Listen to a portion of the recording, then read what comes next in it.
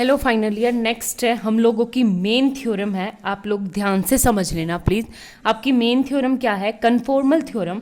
The necessary and sufficient condition for transformation for F of Z to be conformal is that F of Z is analytic F dash Z equal to zero. यानी आपके पास क्या होगा कि ये analytic होगी and F dash Z के equal होगी। तो सबसे पहले हम क्या लेके चलेंगे कि हमारी कन्फॉर्मल मैपिंग लेट करके चलेंगे F of Z is analytic. अगर वो एनालिटिक है तो हमारी सी आर इक्वेशंस को सेटिस्फाई करेगी और हमें क्या प्रूव करना है कि वो F dash Z is not equal to क्या होगा? जीरो। ठीक है, जीरो के इक्वल नहीं होगा। तो उसके लिए क्या करना है? सीधी सी बात है, हमें क्या करना पड़ेगा आप लोगों का कि ये चीज हमारे पास गिवन है, हमें प्रूव करनी वो कन्फॉर्मल है। कन्फॉर्मल के लिए यानी दोनों के बीच में जो एंगल्स होता है कर्व के बीच में वो बिल्कुल क्या होता है? सेम होता है। और दोनों की सेंस भी क्या होती है रोटेशन की? वो बिल्कुल क्या होती है? सेम। ठीक है, तो सबसे पहले हम लेके चलेंगे क्या होता है हमारे पास? F Z U plus iota V. F Z क्या होता है आपके पास? W equal to F of Z equal to U plus iota V. आगे बात समझ में। और हमें कोई ना कोई, जैसे फॉर एग्जाम्पल ग्राफ समझ लो, क्वेश्चन कंप्लीट हो जाएगा। फिगर समझ लेना, ये है हमारे पास जेड प्लेन, ये मेरे पास जेड प्लेन है। तो जेड प्लेन में मेरे पास क्या है? एक तो C1 curve and another is C2 curve. ठीक है, तो मैं इसके ऊपर टेंजेंट डालूंगी यहां से। ये क्या हो गया? अल्फा 1। जब इसके ऊपर टेंजेंट डालूंगी तो वो क्या हो गया? अल्फा 2। ठीक है, एक तो ये। दूसरा, मुझे एक ऐसा पॉइंट लेना है, ये वाला पॉइंट ऑफ इंटरसेक्शन, कि जहां से देखो ये क्या हो? पॉइंट जेड नोट मानेंगे इसे। यानी जेड नोट क्या मतलब है? X nought plus iota Y nought. ठीक है, ये जेड नोट। हमें कौन सा पॉइंट? एक तो Z1 तक जाना है और एक Z2 तक जाना है। किस तरह जाना है कि आपका Z नोट, देखो Z1 और Z नोट, यानी Z1 minus Z nought equal to Z2 minus Z nought से। ठीक है, यानी इन दोनों का जो डिस्टेंस है वो बिल्कुल क्या हो? सिमिलर हो। ठीक है, आई बात समझ में? बिल्कुल सेम डब्ल्यू प्लेन में बनाना है हमें। ये फॉर एग्जाम्पल आपके पास C1 डैश है and this is C2 dash. ठीक है, और सेम इस पे मैं एंगल बनाऊंगी तो टेंजेंट डालते हुई ये क्या आ गया आपका? बीटा 1। एंड इस पे डालेंगे तो ये क्या आ गया आपके पास? बीटा 2। ठीक है, सेम इस पे भी पॉइंट कंसीडर करेंगे, ये आप यहां से लेना थोड़ा सफाई से। इसको भी मानेंगे डब्ल्यू नोट। डब्ल्यू नोट यानी फिर हम पॉइंट लेंगे वही आपका W1 ये वाला एंड W2 ये वाला। ठीक है, आई बात समझ में? अब तक हमने सिर्फ आपके पॉइंट डिफाइन किए हैं और यहां पे W नोट किसके इक्वल है? U note plus iota V note. ठीक है, बस कुछ भी नहीं। अब आपका क्या है? इसने कहा कि इन दोनों का जो डिस्टेंस है वो बिल्कुल सिमिलर है। यानी Z नोट और Z1 का, Z नोट और Z2 का डिस्टेंस क्या है? बिल्कुल सिमिलर है। और उस डिस्टेंस को हम क्या मान लेंगे? R। ठीक है, लेट इट बी R। तो मैं एक डिस्टेंस मान लूं इन दोनों के बीच में कि Z nought equal to R। आगे बात समझ में? अब एक बात बताओ, जब मेरा डिफाइन होगा तो इसका पॉइंट E, तो ये क्या आ जाएगा मेरे पास?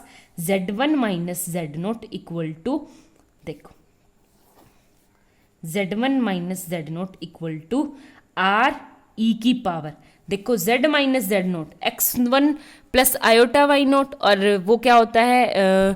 X1 प्लस आयोटा वाई 1, ये X nought comma plus iota Y nought, तो उसका बीच में डिस्टेंस और एंगल 1 के बीच में कौन सा है? अल्फा 1। तो ये जाएगा R E की पावर आयोटा थीटा 1 मान लेंगे। ठीक है, आई बात समझ में? थीटा 1 किसे मानेंगे वो देखना। फॉर एग्जाम्पल आपके पास ये, मैं इस पे, मेरे पास ये होगा।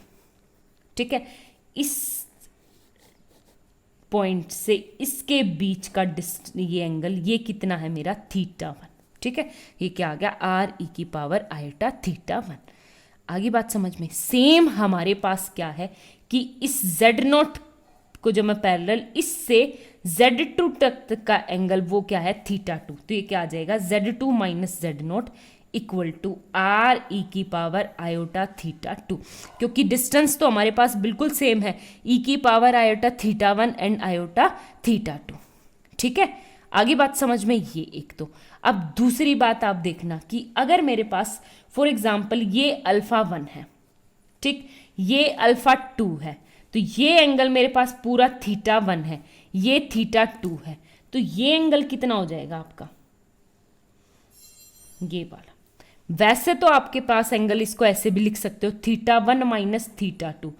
और दूसरा एक और लिखने का तरीका, ये है मेरे पास अल्फा 2, ये है मेरे पास अल्फा 1, दोनों को बीच में सब्ट्रैक्ट कर दो, अल्फा 1 माइनस, देखो अल्फा 1 पूरा बड़े वाला है, ये अल्फा 2, तो ये आ जाएगा अल्फा 1 माइनस अल्फा 2। ठीक है, आगे बात समझ में। बिल्कुल सिमिलरली आपका हम क्या मानेंगे, इसको हम, एक सेकेंड सॉरी, इसको मैं टेंजेंट लूं, टेंजेंट लिया तो इसमें फर्स्ट W1 से W1 तक एंगल हो गया मेरा फाई 1।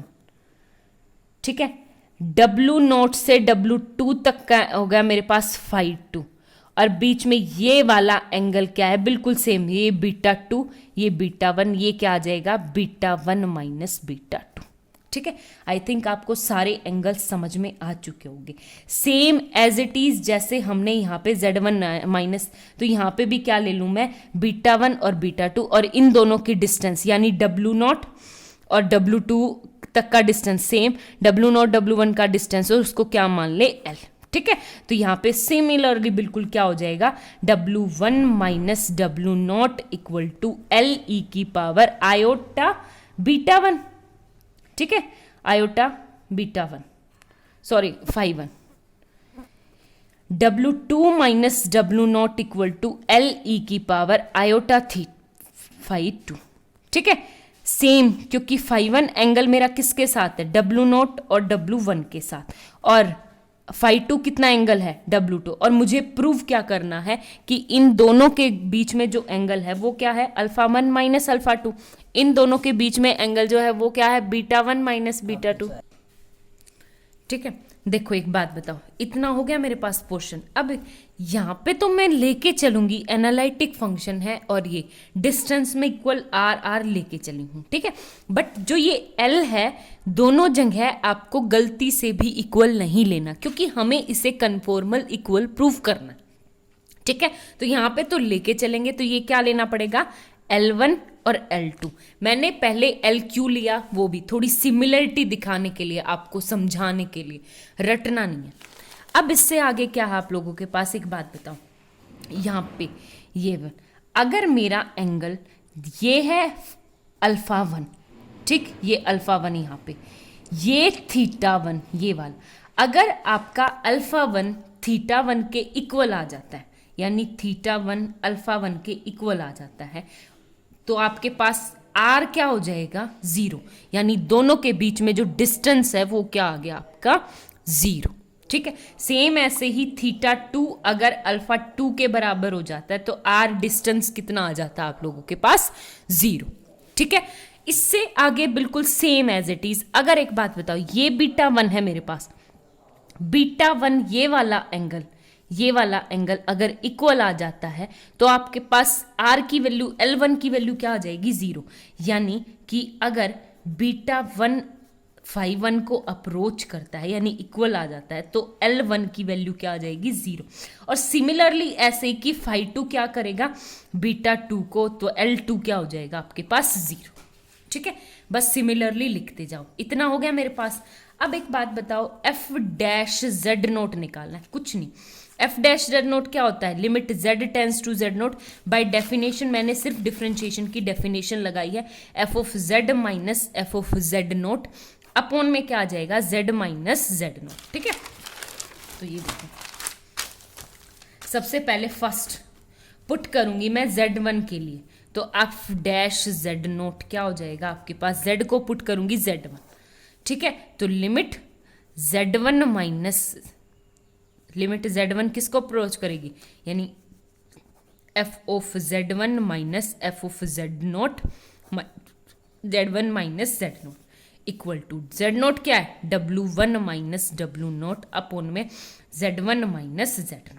ठीक है, ये क्या है मेरे पास, W1 माइनस W0, आपके पास क्या आ जाएगी, एंगल L1 e की पावर आयोटा फाई 1। ठीक है, अपॉन में Z1 माइनस यानी R e की पावर आयोटा थीटा 1। ठीक है, और लिमिट क्या चली जाएगी मेरे पास, थीटा 1 अप्रोचेस टू अल्फा 1। ठीक है, क्योंकि R की वैल्यू रख दी, और ये क्या आ गया मेरे पास, यहाँ पे ये फाई 1 है, तो ये क्या आ गया, limit theta 1 approaches to alpha 1। Theta 1 किसको अप्रोच करेगा, अल्फा 1 को, तो e की पावर क्या आ गई आपके पास यहाँ से L1 अपॉन R e की power iota phi 1 minus theta 1। ठीक है, आगे बात समझ में, बस ये, क्योंकि थीटा 1 अल्फा 1 को अप्रोच कर रहा है सबसे पहले, क्योंकि फिर R की वैल्यू 0 हो जाती ना। तो एक बात बताओ, जब हमारे पास कन्फॉर्मल हमें प्रूव करना है, एनालिटिक और F dash Z is not equal to 0 लेके चले हैं, तो लिया क्या आ जाएगा आपके F dash Z nought is not equal to 0, यानी आपके पास क्या है, एफ डैश जेड नॉट कुछ ना कुछ वैल्यू है, क्या आएगी, कैपिटल R e की पावर आयोटा लैम्डा, कुछ ना कुछ मैं मान के चलूंगी, ये अपनी तरफ से मैं कंसीडर करके चलूँ, क्योंकि e की पावर आयोटा समथिंग है और ये कुछ है, तो मेरे पास क्या आ जाएगा, R e की power iota lambda equal to limit theta 1 minus alpha 1 into क्या आ जाएगा, L1 अपॉन R e की power iota phi 1 minus theta. ठीक है, आगे बात समझ में, बस कुछ नहीं, यहाँ से अगर आप कंपेयर करोगे तो कंपैरिजन से आपके पास क्या आ गया कि जो कैपिटल R है वो तो किसके इक्वल हो जाएगा, limit theta 1 minus L1 upon में क्या आ जाएगा, R1, और दूसरा मेरे पास e की पावर आयोटा लैम्डा, यानी लैम्डा की वैल्यू कंपेयर कर दो सीधी, तो वो क्या आएगी, limit theta 1 minus approaches to alpha 1, और क्या आ जाएगा, फाई 1 माइनस थीटा 1। ठीक है, आगे बात समझ में, बस यही था। अब एक बात बताओ, जब मेरे पास ये टर्म है, ये क्या हो जाएगा आपके पास, यहाँ पे थीटा 1 लाइन अप्रोच कर रहा था R1 को, लेकिन यहाँ पे R की क्वांटिटी, तो यहाँ पे क्या लेंगे, R अप्रोचेस टू 0। ठीक है, अब यहाँ पे सबसे पहले थीटा 1 की जगह तो क्या हो गया, अल्फा 1, तो लैम्डा इक्वल टू आपके पास क्या हो जाएगा, अल्फा 1 माइनस अल्फा 1, और फाई 1 किसको अप्रोच कर रहा था, हमने बताया था फाई 1 बीटा 1 को अप्रोच कर रहा था, तो ये क्या आ जाएगा, बीटा 1। ठीक है, तो ये क्या आ गया यहाँ से मेरे पास, lambda equal to beta 1 minus alpha 1। ठीक है, ये वाली क्वांटिटी हो गया प्रूफ। अब इससे आगे क्या है, ये तो Z1 के लिए था, सिमिलरली Z2 के लिए करेंगे तो लैम्डा इक्वल टू क्या आ जाएगा, बीटा 2 माइनस अल्फा 2, तो लैम्डा दोनों इक्वल हो जाएंगे, तो यानी beta 2 minus alpha 2 equal to beta 1 minus alpha 1, इसको उस साइड ले जाऊंगी तो beta 2 minus beta 1 equal to alpha 2 minus alpha 1। यही हमें प्रूव करना था कि इन दोनों एंगल्स, ये अल्फा 1 माइनस अल्फा 2 बीटा 1, ये क्या होंगे, आपके इक्वल होंगे। ठीक है, तो hence this is a conformal mapping. आगे बात समझ में, बस यही था। नेक्स्ट में हम इसकी करेंगे नेसेसरी कंडीशन। Thank you.